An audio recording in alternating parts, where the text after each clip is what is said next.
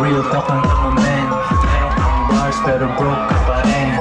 Race cars at mga dope na women.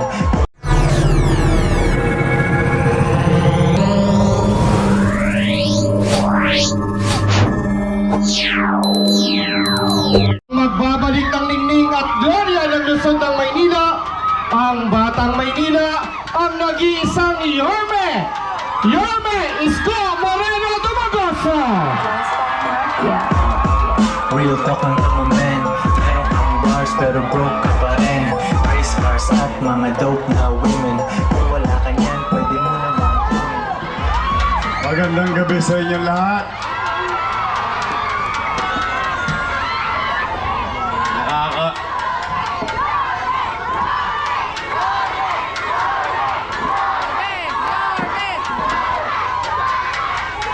Nakakagutom dito. Sa wakali ko, may tapsilog.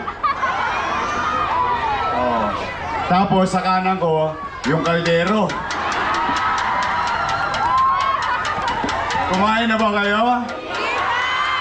Huwag kayong mag-alala, hindi na bago yan. Magandang gabi sa mga nanay at tatay ko, sa pinakamamahal ko na mga lolo't lola, yung mga senior citizens, shout out yan, mga lolo't lola ko. Kaway-kaway, mainit ang panahon, inom kayo ng maraming tubig, at syempre sa mga batang Maynila. Nay! Tay! Naririnig niyo ba ng maayos yung salita namin? So walang problema sa speaker. Si Apple lang talaga may problema.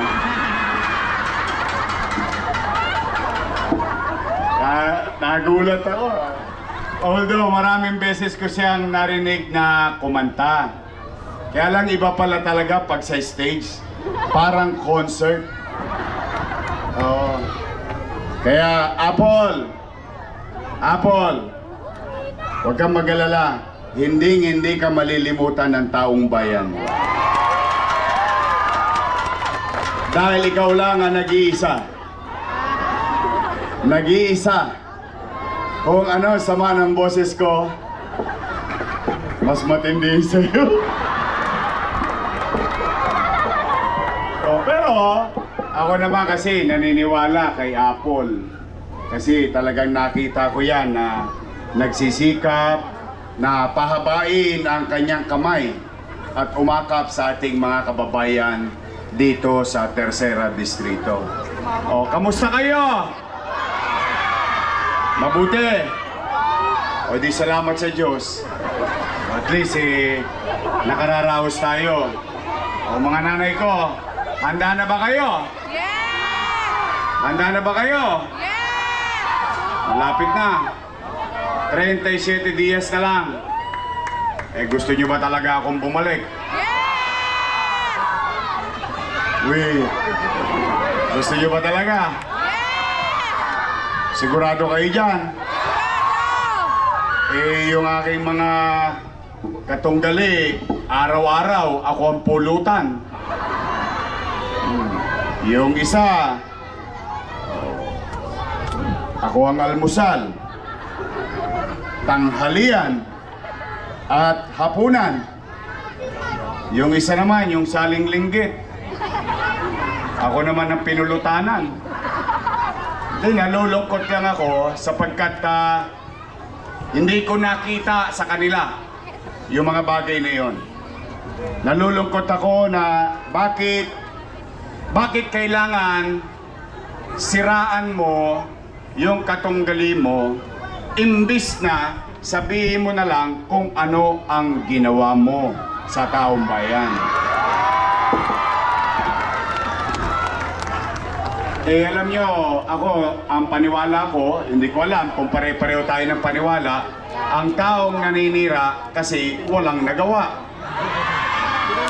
Tingnan mo yung kapitbahay mo, pati makeup mo, pinakikialaman. Tama ba? Nag-aayos ka para pumasok sa trabaho. Ang sasabihin, ayan, Tama ba? Mema? May masabi lang. Pero ganun yata talaga ang buhay. Pero hindi ko naman sasayangin ang gabi ninyo, no? Na kayo'y makakaparinig ng panira sa akin. Hindi po. Hindi po. Kaya maraming salamat kay Chairman Relucio na kami napayagan maging tablado rito. Dahil sa ganong pagkakataon, ay hindi naman kayo sasakit ang tenga nyo sa akin. Hindi ko pasasakitin ang damdamin ninyo. Hindi ko nadadagdagan ang problema ninyo. Ang dami-dami nyo ng problema, pati ba naman yung away ng mga politiko, poproblemahin nyo pa rin. Eh alam naman natin, pagtapos ng eleksyon, ang mga politiko, magkakalaban, magkakaaway, paghalalan. Pagtapos, bati-bati na, nyangga na. Yung magkakapitbahay, nag-away-away din. Pagtapos ng eleksyon, magkaaway pa rin. I don't want to live a city na divided. Bakit? Eh hindi naman to tungkol sa amin. Hindi to tungkol sa aming mga kandidato. Ito ay tungkol sa buhay nyo at buhay ng mga anak nyo at mga batang Maynila dito sa ating lungsod. Nalulungkot lang ako, ngayon lang ako nakarinig ng utang na loob ay pwede palang singilin. Akala ko ang utang na loob kusang binabayaran. Pero magkaganon pa man, nalulungkot ako na itong ate ko, parang nung October 9, nasingil kaagad ako. Hindi na umepektibo sa tao, pinulutanan na lang ako. November, December, January, February, hanggang ngayon yata, nagpapatawag pa. 1,000.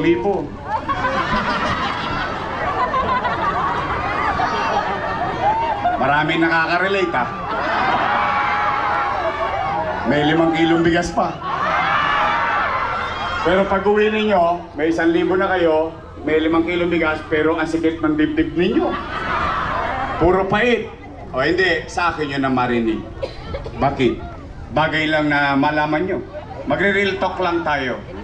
Eh alam ninyo mga taga Tercera Distrito, totoo naman.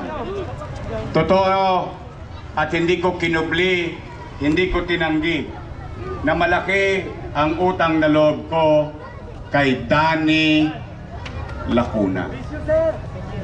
In fact, bilang ganti ng utang na loob kay Boss Danny, o kayo po humusga ha, hayaan ko kayong makapag-isip at makapag-desisyon. O, inalagaan ko yung kanyang mga anak. Bakit? Nawala sa pwesto si Boss Danny. O, ang bilang ganti ng utang na loob, inaruga ko yung kanyang mga anak. How many years? 20 years. O, sino-sino po yan? Tingnan natin ha, kung totoo ito, magsiyasat po kayo. Una, Philip Lacuna.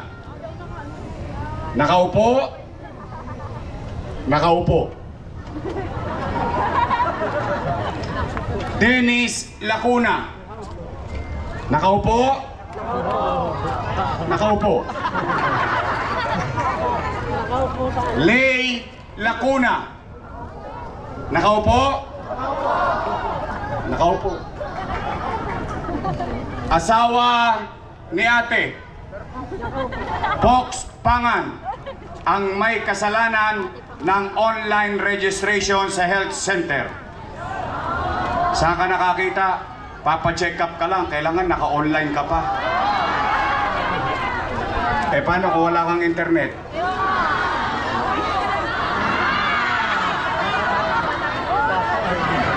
Kaya kailangan, pag nagkasakit ka, schedule mo din. Ilan na sila? Si ate. Nakaupo? Ilan? Happy? Masaya ako. Opo. Bakit? Sa maliit kong kaparaanan, yung hindi napagtagumpayan ni Boss Danny, napagtagumpayan ng kanyang mga anak. Tama, mali? Ngayon, kung sila'y nagbuti sa kanilang tungkulin sa taong bayan o hindi, hindi ako para humusga. Taong bayan ang mag-uusga nun. Eh bakit sila nagagalit sa akin ngayon? Eh hindi naman ako ang nagpipilit. Eh yung taong bayan ang sumisigaw na, bumalik. Bumalik ka na! Bumalik ka na! Bumalik ka na! Huwag niyo masyadong lakasan. Baka masigawan din kayo, wala na babalik! Nagagalit sila sa akin. Wala dapat silang ipangamba. Bakit? Hindi naman kami may-ari ng pwesto na yan eh. Ang may-ari niyan, taong bayan. Kung ikay naging mabuti sa sinumpa mong tungkulin, wala ka dapat ipangamba dahil taong bayan din naman ang magdidesisyon kung sino ang gusto nilang maging mayor ng lungsod ng Maynila. Nang gagalaitin. Kasama pa dyan si Chihuahua.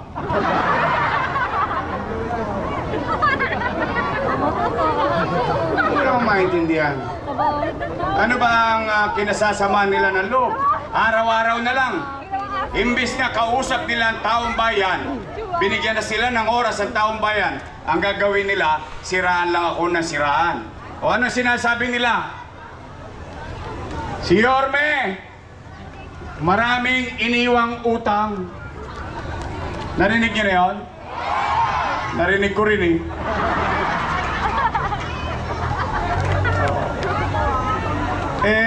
Ang tanong,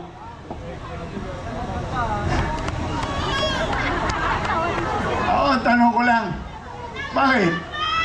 Hindi ba niya alam yun? O sige, pag-usapan natin. Total, sila walang may kwento, kaya walang kwenta. O gusto niya ng kwento? Tapos lalagyan natin ng kwenta. Nay, tay, mga lolo't lola ko, nung binoto ninyo kong mayor, noong 2019, wala kayong narinig sa akin na sinisi ko yung sinundan kong mayor na walang iniwang pera. Wala kayong nakitang ako'y nagturo. Tinuro ko to, tinuro ko yan. Hindi. Anong ginawa ko? Kumilos agad. Anong una kong ginawa? Nilinis ko Maynila. Wala ang gastos yun. Laway-laway lang yun. Puyat-puyat lang yun. Kinalawit ko lahat ng Tolonges. Hanggang madaling araw, may gobyerno sa Maynila. Umaangat na tayo. Lumilipad na tayo. Tinutularan na tayo bilang kapitolyo ng bansa. Dahil lahat ng ginagawa sa Maynila, ipinatutupad sa buong bansa. Bigla tayong nabangga. Ano nangyari? Nagkapandemya. Mahuhulaan ko ba na magkakapandemya? O, ano ang epekto ng pandemya? Wasak ang ekonomiya. Walang ekonomiya, walang hanap buhay. Walang hanap buhay, walang trabaho. Walang trabaho, walang picha. Walang picha, walang chicha. Tama, mali? Pero nay, tay, nung kayo'y nangangamba, takot na takot kayo, baka kayo'y mamatay sa pandemya, magka-COVID-19 tayo. O, kaya tayo'y magutom. Anong sinabi ko sa Facebook ko? Ano sinabi ko? Simple-simple lang. Nay, tay, mga lolo't lola ko, pumanatag kayo, mga batang Maynila. Huwag kayong mag-alala. Pag ako wala na mautangan, wala na maibebenta, nakita nyo tong relo na ito, ipatatas ako to kay Tambunting makaraos lang tayo. Why? Dahil 2 milyon na bibig umaasa sa kanyang gobyerno. Oh, taas ang kamay na may mga anak dito. May anak kayo? Real talk. Real talk. Yes! Kapag walang makain ng anak nyo, gagawa nyo ng paraan? Yes! We. Hindi nga. Iraraos nyo? Itatawid nyo? Kaya nga kapag kagipit, sa Bombay kumakapit. Bali dito, bali doon, nagkakanda bali-bali na buto natin ng kakabali. Tama mali? O, iraraos nyo? Itatawid nyo? O, yun din ang ginawa ko bilang ama ng 2 milyong Manileño noong panahon ng pandemya. Ano nangyari sa atin? Nay, tay, kayong mga naparito, kayong lahat, mga nangabuhay, kayo ang testigo ko. Dahil yung ibang testigo ko patay na eh. Wala eh, nagka-COVID eh. Anong magagawa natin? Pero kayo, na mga naparito, mga batang Santa Cruz, kayo mismo, kaya nyong sabihin at matangos ang ilong nyong kayang sabihin kanino man sa buong Pilipinas, sa buong Metro Manila, dito sa Maynila, walang nagutom sa lungsod ng Maynila noong panahon ng pandemya.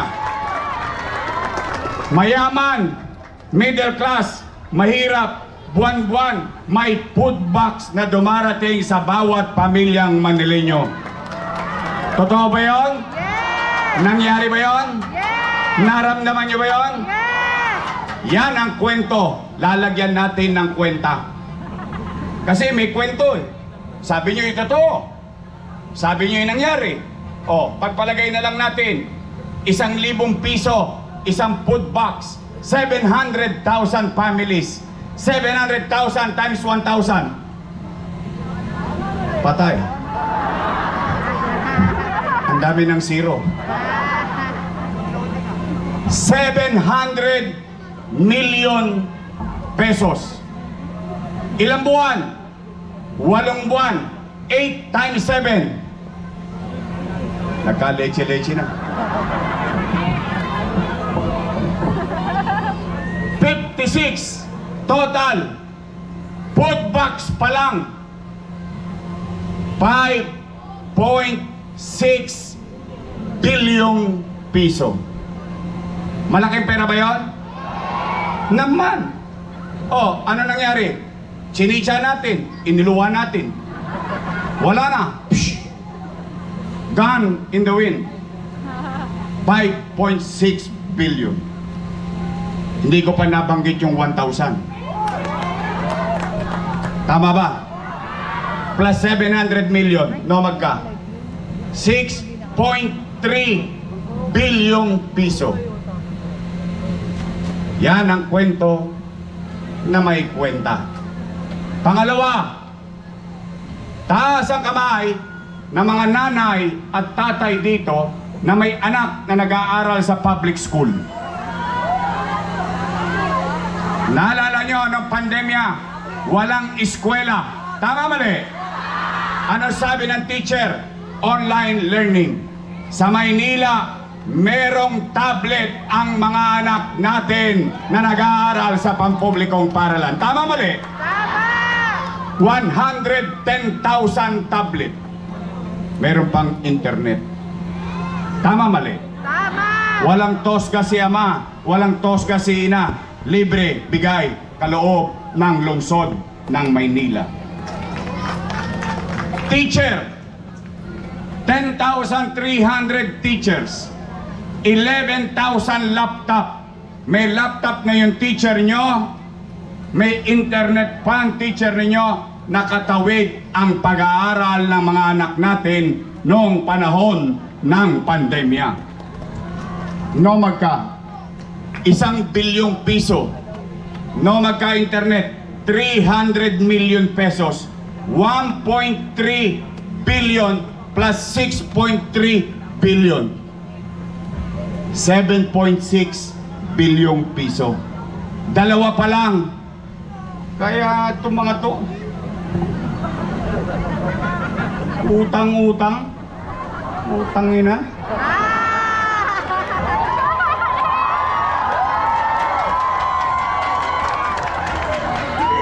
Real talk lang. Saan ko kukunin yung pera na yun?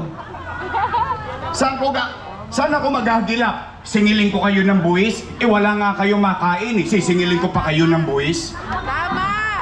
Hindi ba makatwiran yun? Oh, nagagalit sila. Utang ng utang. utang ng utang. Naramdaman nyo ba yung inutang? Kinain ba natin? Yes! Inaichas nga natin eh. Tama, mali? Tama! Wala pa dyan.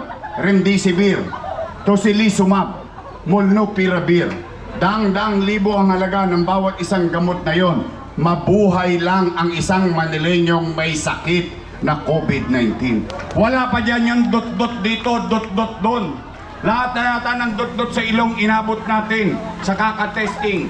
Libreng nakukuha ng tao. Walang tosgas ang tao. Gastos ang gobyerno ng Maynila. Wala pa dyan, AstraZeneca, bakuna rito, bakuna ron, nananawa tayo ng bakuna sa lungsod ng Maynila. Maproteksyonan lang kayo, makaraos lang tayo sa pandemya. Wala pa dyan, yung ospital ng COVID-19 na tinayo natin sa Luneta, 300 million pesos. Wala pa dyan. Lumayo lang kayo ng konti rito. Pumunta lang kayo ng konti. Magwakali lang kayo dyan. Pagdating nyo sa San Lazaro, makikita nyo 20-story San Lazaro Residence, pabahay sa mga mahihirap sa lungsod ng Maynila. Pedro Hill Residence, San Sebastian Residence, Condominium 1, Condominium 2, Binondominium 1, Pasek Community, pabahay. Bakit? Squatter ako eh. Mahirap mangupahan habang buhay. Mahirap maging squatter. Hindi mo alam pag uwi mo kung palalayasin ka na dahil kukunin na yung lupa mo. Kaya ko period yan. Sinong mayor? Kayo na ang umusga. Sinong mayor sa edad nyo dito? Yung iba rito, konti na lang ang birthday.